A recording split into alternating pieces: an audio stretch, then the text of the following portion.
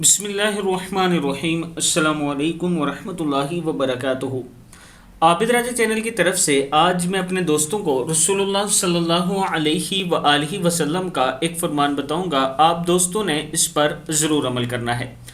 हराम की कीमत भी हराम।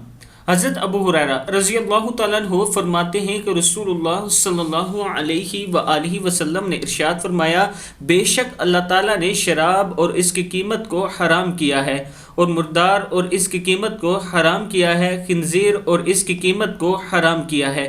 अबीदाऊद की हदीस है ये। यानी जो चीज़ हराम है अगर उसकी आप कीमत लगाएंगे तो वो भी हराम है। इसलिए हराम चीज़ों से बचना चाहिए और अल्लाह ताला से दुआ करनी चाहिए कि अल्लाह ताला हमें हराम चीज़ों से पनाह दे।